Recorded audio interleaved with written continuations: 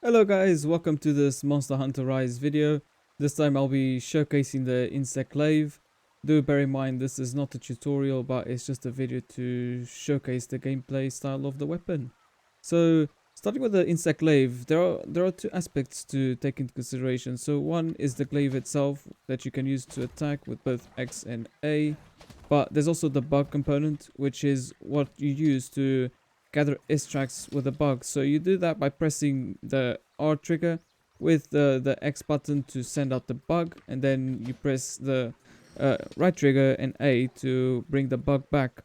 So why do you have the bug? So the bug pretty much allows you to gather extracts. So you have three types of extracts. Actually, it's four. You've got the red buff, you've got the yellow buff, and then you've got the white buff, and you've got the green buff as well. So the green one heals you, the white one increases your speed, the yellow one increases your defense, and the red one increases your attack. So the purpose of these buffs is basically if you combine them, if you combine white and yellow, you get a significant defense buff. If you combine the red with the white one, you get a significant attack buff. If you combine the three, you get into a mode which I call it the Goldman mode, which is the best buff you can get for the Insect Glaive, and that's the mode you should basically be on almost 100% of the time. So these are pretty much the basics. As well, there's also, if you press the right trigger and B, it propels you to the air, and you can use this to mount monsters, so it's really important to know this. In terms of silk bind attacks, so you have, actually I didn't draw it out, let's try this again. So if you press the left trigger and A, it propels you back, the bug gathers an extract that heals you, and also it pretty much replenishes the stamina of your bug. So the other silk bind attack, it basically it's a reminder of the aerial style in Monster Hunter Generations. So this is really useful. So it really closes down the distance between yourself and the monster, and you can also use it to attack. So it's really good, and it's a lot of fun as well. So that is pretty much the basics of the Insect Glaive. So let's go ahead and hunt the Great Izuchi. So let's go. Do bear in mind I won't be using endemic life or mounting monsters because I want to showcase the weapon itself.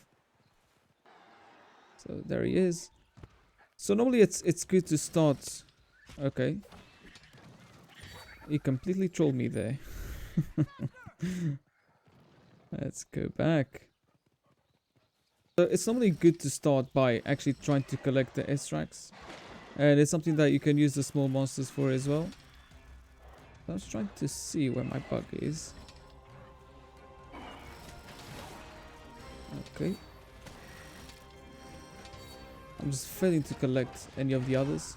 So normally the rule of thumb for most monsters is that the head normally gives you the red extract. The legs normally give you the white extract, and normally the torso gives you the yellow one. So those are the areas that you should be aiming for. So now I'm just trying to get the white one, actually the red one. But he hasn't been cooperating.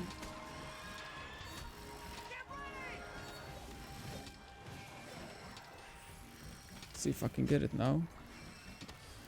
So not there. This guy has a really little head, so it's not easy to get it. Either that or his extract is not, his red extract is not in the head. I don't want to spend too much time collecting extracts, so let's see if I can knock it down and find out where the red is. Okay. Yeah, that was too much spacing.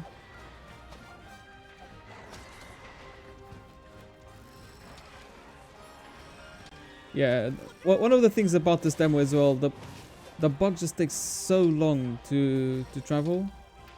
So it's like one of the good things with Insect Glaive, you can change your bug, and you can pretty much make it a speed bug, which allows you to collect your extracts a lot faster, and that's normally the one I advise you to go for in case you pick the Insect Glaive. So there you go, I got the red buff right there, and this changes the combos of your weapon. So I'm also in danger, so I'm going to heal just to be safe. Let's try make as much damage as we can. So if you're a beginner, would I recommend picking up this weapon? Yes, I would actually. This is an okay beginner weapon. I wouldn't say this is one of the easiest to pick up, because actually getting used to collecting the bug extracts can take a little while.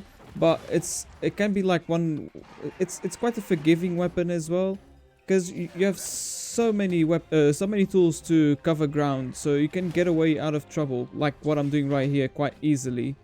So I'm trying to get as much space as possible so I can heal up. So it's one of the main benefits of this weapon as well, and also you can break out of the combos very easily. So just like if you need to get out of a tight spot, it's a good weapon to use. Cover that ground. I'm losing the extracts now, so that just means I'll have to gather them again. So it's kind of like this cycle of actually trying to collect the extracts you need and then attacking the monster. So we've got our Zuras here, so we can try to actually take advantage of that. Well, not by riding. I was actually hoping to get the extracts out of him. So okay, let's got out of that. Well, now I ended up mounting him. So it's not going as planned. So let's try that. I just tried launching it, so he's down. Our Azura is also helping, so that's also good. So there you go, and I got the buff that I wanted. So let's do as much damage as possible. Hopefully our Azura is gonna be nice. So if you're a veteran, which weapons would I recommend picking up in case you're coming from the Insect Glaive? Yeah, I'd recommend the Jaw Blades and the Sword and Shield. And I mean, the reason is those are kind of like weapons that you also get up in personal with the monster.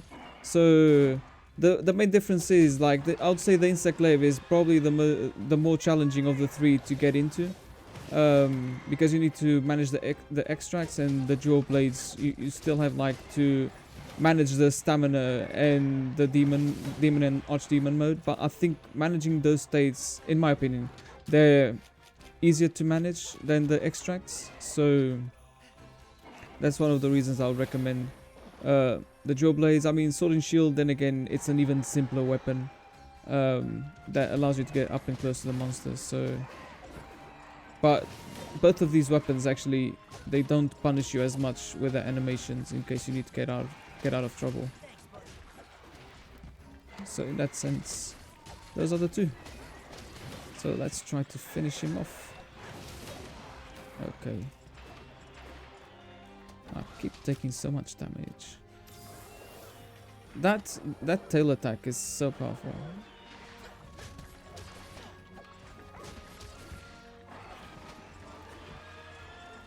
Okay. Oh, and he's dead. There you go. Very well. One of the things I also have to say, this armor set is stunning as well. It totally reminds me of Assassin's Creed. So I don't know if they used it as a reference, but it would be interesting to know. And that is it, guys.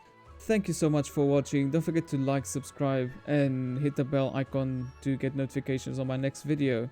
This was Licensed to Skill. Thank you very much for watching. Peace.